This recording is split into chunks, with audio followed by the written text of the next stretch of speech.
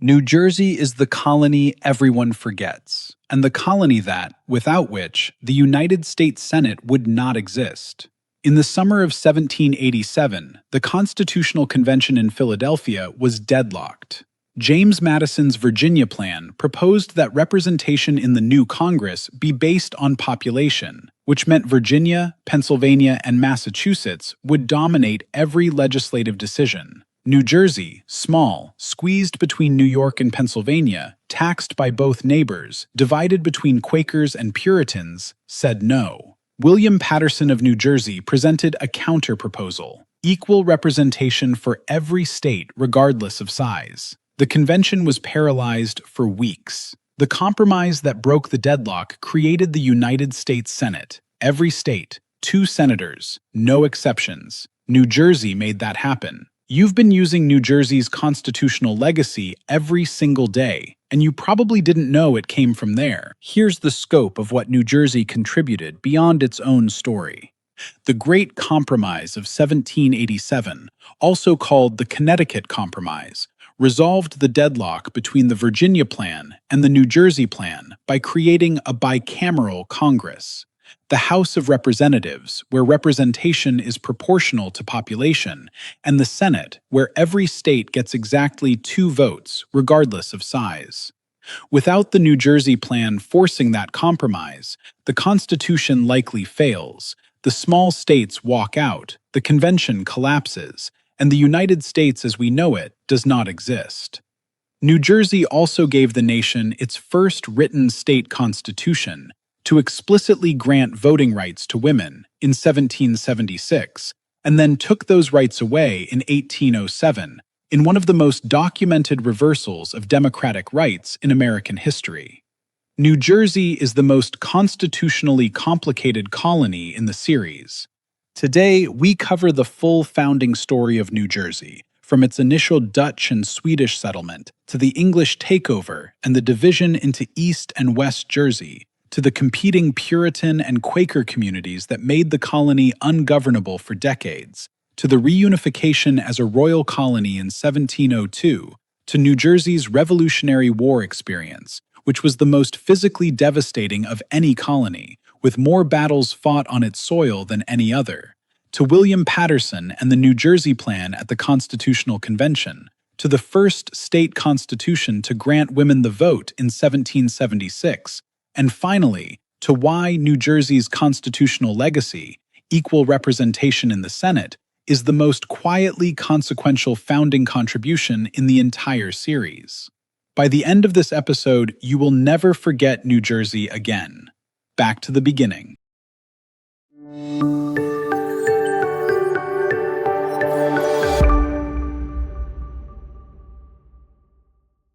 New Jersey's pre-English history is the most layered in the series. The Lenape people had inhabited the region for thousands of years when the Dutch West India Company established trading posts along the Hudson and Delaware Rivers in the 1620s, the same commercial expansion that produced New Amsterdam across the Hudson. Swedish colonists established New Sweden along the Delaware River in 1638, the first Scandinavian colonial settlement in North America, occupying the western bank of the Delaware in what is now southern New Jersey and Delaware. The Dutch forcibly absorbed New Sweden in 1655. The English absorbed the Dutch in 1664, the same year Stuyvesant surrendered New Amsterdam, and the Duke of York promptly gave the territory between the Hudson and Delaware Rivers to 2 friends, Sir George Carteret and Lord John Berkeley. They named it New Jersey, after the island of Jersey in the English Channel, where Carteret had been born. New Jersey was a gift between friends. Nobody asked the Lenape. In 1674, Lord Berkeley sold his half of New Jersey to 2 Quaker investors for £1,000, creating West Jersey as a Quaker proprietary colony. George Carteret kept East Jersey. This division, formalized in the quintipartite deed of 1676, which drew a diagonal boundary line across the colony from northeast to southwest, created 2 colonies in one territory with 2 legal systems, 2 sets of proprietors, and two incompatible religious cultures. West Jersey became one of the earliest Quaker colonies in America, 4 years before Penn's Pennsylvania, with a governing document called the Concessions and Agreements of 1677 that guaranteed freedom of conscience, trial by jury, and representative government. East Jersey, meanwhile, attracted Puritan settlers from New England and Scottish Presbyterians. 2 colonies, 1 territory, no agreement on anything. This arrangement lasted until 1702, when the Crown finally merged them into a single royal colony out of sheer administrative exhaustion. The West Jersey Concessions and Agreements of 1677 deserves more attention than history has given it. Written 4 years before Penn's Pennsylvania frame of government, it was the first English colonial document to guarantee freedom of conscience, trial by jury, no imprisonment without cause, and a fully representative assembly in what would become the United States. William Penn was involved in drafting it. West Jersey was his constitutional laboratory before Pennsylvania existed. The document stated explicitly that no person should be called into question or molested for their conscience or practice in matters of religion. It preceded Rhode Island's Charter, Maryland's Toleration Act, and Pennsylvania's frame of government in establishing freedom of conscience as a legal guarantee in the territory that became New Jersey. New Jersey had a founding document as significant as any in the series. Almost nobody has heard of it. This is the episode that fixes that. New Jersey's colonial governance between 1664 and 1702 was, by any objective measure, a disaster. The boundary between East and West Jersey was disputed almost from the moment it was drawn. Neither set of proprietors could effectively collect quitrents, the land fees that were supposed to fund colonial government, because settlers simply refused to pay. Riots broke out in both East and West Jersey over land titles. The governors appointed by the proprietors had no practical authority. The Puritans in the East and the Quakers in the West had incompatible legal systems and incompatible relationships with the Crown. New York's governors repeatedly tried to assert authority over New Jersey. The colony was simultaneously undergoverned and overclaimed. In 1702, both sets of proprietors surrendered their governing rights to the Crown, not because they wanted to, but because governing New Jersey had proven to be ungovernable by anyone. Queen Anne unified the 2 Jerseys into a single royal colony. The chaos did not end, it just became royal chaos. New Jersey's Revolutionary War experience was the most physically devastating of any colony. More than 100 battles and skirmishes were fought on New Jersey soil, more than any other state. The colony's geography made it unavoidable. New Jersey sits between New York, the British headquarters for the entire war, and Philadelphia, the American capital. Every British move south required crossing New Jersey. Every American counterattack required the same. Washington's Continental Army crossed New Jersey twice in the war's most desperate period: the winter retreat of 1776 and the triumphant return after Trenton. Farms were burned, livestock seized, civilians displaced by both armies. New Jersey residents had to take sides in a war being fought literally in their fields. The colony that had always been squeezed between its larger neighbors was now squeezed between 2 armies. More New Jersey civilians suffered direct wartime destruction than those of any other colony. The most consequential military event in New Jersey's history, and arguably in the entire Revolutionary War, was the Battle of Trenton, December 26, 1776. Washington's army had been retreating across New Jersey for weeks, losing battle after battle. Morale was collapsing. Enlistments were expiring. Thomas Paine wrote The Crisis. These are the times that try men's souls, specifically about this retreat through New Jersey. On Christmas night, 1776, Washington crossed the Delaware River from Pennsylvania into New Jersey in the dark, in a blizzard, with ice floes grinding against the boats. At dawn, his forces attacked the Hessian garrison at Trenton, achieving complete surprise. In 45 minutes, the battle was over. 900 Hessian soldiers captured. American casualties, none killed in battle. The victory and the follow-up victory at Princeton 10 days later transformed the war.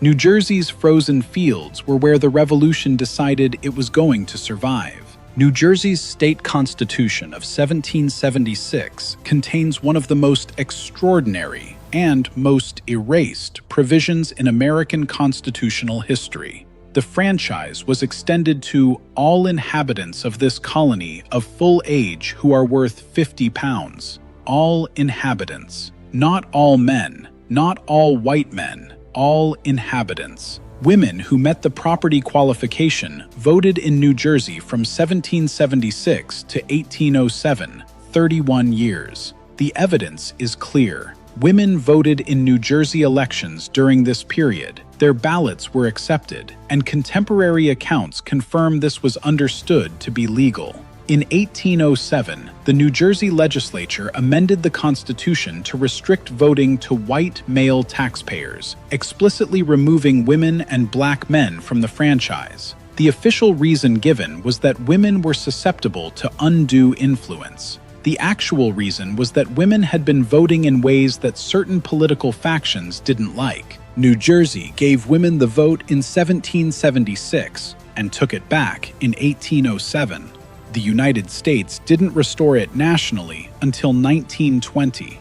Before we get to William Paterson and the Constitutional Convention moment that produced the U.S. Senate, comment below. 9 episodes in, you now know the founding stories of Virginia, Massachusetts, New Hampshire, Connecticut, Rhode Island, Maryland, New York, Pennsylvania, and New Jersey. One question. Which colony's founding story do you think is most relevant to something happening in American politics right now? I'm not looking for a political argument. I'm looking for a structural observation. Which founding debate is still live? Tell me below. William Paterson was born in County Antrim, Ireland, in 1745, emigrated to New Jersey as a child, graduated from the College of New Jersey, now Princeton University, studied law, and became one of New Jersey's most respected attorneys and statesmen. He served as New Jersey's Attorney General, was a delegate to the Continental Congress, and arrived at the Constitutional Convention in Philadelphia in May 1787 as part of New Jersey's delegation. Paterson was not the most famous man in the room. That was Washington, Franklin, Madison, and Hamilton. But he was, in the summer of 1787, the most strategically essential. He understood something that the large state delegates were too powerful to see clearly. A constitution that gave large states permanent structural dominance would never be ratified by the small states, and without ratification by all 13 states, there would be no constitution. Paterson was the man who forced the convention to face that reality. The conflict at the Constitutional Convention came down to a single structural question. How should states be represented in the new Congress? James Madison's Virginia plan proposed proportional representation. The more people a state had, the more votes it got. For Virginia, Pennsylvania, and Massachusetts, this was obviously correct. For New Jersey, Delaware, Connecticut, and the other small states, it was a blueprint for permanent irrelevance. Paterson's New Jersey plan proposed equal representation for every state regardless of size, 1 vote per state, as had been the practice under the Articles of Confederation. Madison was furious. He had designed the Virginia plan specifically to overcome the small state veto he believed had paralyzed the Continental Congress. For 6 weeks, the convention deadlocked. Delegates threatened to go home. Washington, who almost never spoke during the proceedings, reportedly expressed private despair that the convention would fail. The United States was 4 weeks away from not existing.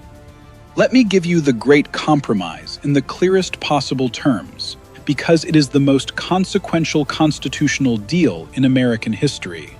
Roger Sherman and Oliver Ellsworth of Connecticut proposed the solution: 2 chambers of Congress, the House of Representatives, representation proportional to state population, satisfying Madison and the large states. The Senate, 2 senators per state, regardless of population, satisfying Paterson and the small states. Every bill requires both chambers. Every state, no matter how small, has equal Senate power. The compromise passed on July 16, 1787, by a vote of 5 states to 4, the narrowest possible margin. Without it, the convention fails. Without the convention, the Constitution doesn't exist. Without the Constitution, 13 separate states attempt to function independently and almost certainly fail within a generation. New Jersey's insistence on equal representation, Paterson's refusal to accept permanent small state irrelevance, produced the Senate. The Senate produced the Constitution. You're welcome, New Jersey. New Jersey's intellectual contribution to the Revolution runs through the College of New Jersey, founded in 1746 and now Princeton University, which was the most politically active college in colonial America. Its president, John Witherspoon, was the only active clergyman to sign the Declaration of Independence and trained an extraordinary generation of revolutionary leaders. James Madison studied there, as did Aaron Burr, Philip Freneau, and William Paterson himself. The Battle of Princeton, fought on January 3, 1777, just 8 days after Trenton, was fought partly on and around the College of New Jersey's grounds. Nassau Hall, the college's main building, was used as a barracks by both armies at different points, and the Continental Congress briefly met there in 1783 when a mutiny in Philadelphia made the capital temporarily unsafe. New Jersey's most important institution of learning was also its most important revolutionary battlefield. The Battle of Monmouth, fought in New Jersey on June 28, 1778, produced one of the most enduring and most disputed legends of the Revolutionary War, Molly Pitcher. The historical figure most associated with the legend is Mary Ludwig Hayes, a New Jersey woman who carried water to Continental soldiers during the battle, hence Molly Pitcher, and, according to multiple eyewitness accounts, took over her husband's artillery position when he collapsed from heat exhaustion. The Battle of Monmouth was fought in extraordinary heat, over 100 degrees Fahrenheit, and was the last major battle in the northern theater of the war.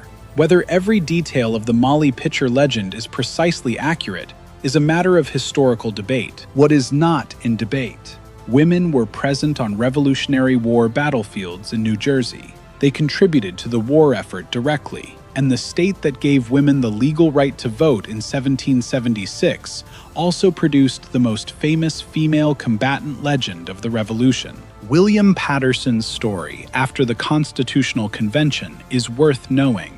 He returned to New Jersey, helped write New Jersey's ratification of the Constitution. New Jersey ratified on December 18, 1787, the third state to do so, and was subsequently elected as one of New Jersey's first 2 senators under the new Constitution, serving in the very institution his argument had created. He then served as governor of New Jersey from 1790 to 1793. President Washington appointed him to the United States Supreme Court in 1793, where he served until his death in 1806.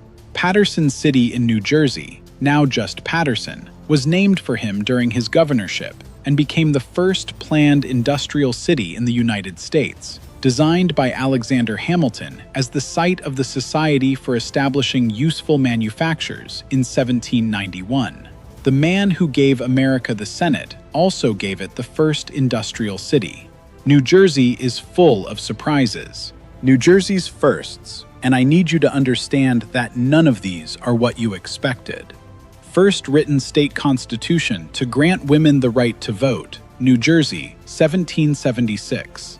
First scheduled commercial railroad in the United States, the Camden and Amboy Railroad, New Jersey, 1833. First professional baseball game, Hoboken, New Jersey, 1846. First drive-in movie theater, Camden, New Jersey, 1933. First boardwalk in America, Atlantic City, New Jersey, 1870. Thomas Edison invented the phonograph, the motion picture camera, and the practical incandescent light bulb in Menlo Park, New Jersey. Albert Einstein spent the last 22 years of his life in Princeton, New Jersey. The state that everybody forgets is where Edison invented everything, Einstein thought his final thoughts, and women voted for 31 years before anyone else in America. New Jersey has been getting no credit for its actual contributions since 1664, and at this point, it's basically a personality trait. New Jersey ratified the United States Constitution on December 18, 1787, the third state to do so after Delaware and Pennsylvania, and was the first state to ratify the Bill of Rights on November 20, 1789. The speed of both ratifications is worth noting. New Jersey had spent 85 years being ungoverned, overtaxed, underrepresented, and squeezed between its larger neighbors. The prospect of a federal structure that guaranteed equal Senate representation and a Bill of Rights protecting individual liberties was, for New Jersey, not an abstract constitutional principle. It was the specific answer to specific injuries. New Jersey had been the colony most damaged by the absence of these protections. It ratified fastest because it needed them most. New Jersey's landscape is more varied and more beautiful than its reputation suggests, which is a sentence that applies to almost everything about New Jersey. The Pine Barrens in the south, 1.1 million acres of coastal plain pine forest, one of the largest tracts of undeveloped land on the eastern seaboard, are one of the most ecologically significant landscapes in the northeastern United States. The Delaware Water Gap in the northwest is one of the most dramatic river valley formations in the mid-Atlantic region. The Hudson Palisades, those extraordinary basalt cliffs we saw from Hudson's Half Moon in Episode 7, are New Jersey's western face, rising from the Hudson River with a geological drama that dwarfs anything across the water in Manhattan. The Jersey Shore, which runs 130 miles from Sandy Hook to Cape May, was the first major beach resort destination in the United States. New Jersey is beautiful. It has always been beautiful. It has simply had a marketing problem since approximately 1664. Here is New Jersey's contribution to the series' central argument. Every colony we've studied has been about the relationship between principle and power, who gets to define the rules, and who gets protected by them. Virginia defined rules for the powerful. Massachusetts defined rules for the religiously pure. Rhode Island, Maryland, and Pennsylvania defined rules for the tolerant. New York defined rules for the commercially successful. New Jersey's contribution is different. New Jersey defined the rule that protects the small from the large, the structural guarantee that no majority, however large, can simply override the existence of smaller communities. The U.S. Senate is that rule. It is imperfect. It overrepresents rural states and underrepresents urban ones in ways that have become increasingly controversial. But its founding principle, that size does not confer the right to a race, is the specific lesson of a colony that spent 85 years being squeezed, divided, and ignored.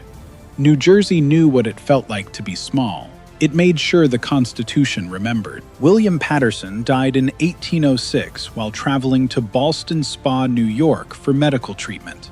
He is buried in Albany Rural Cemetery in New York, which is exactly the kind of ending that fits New Jersey's story.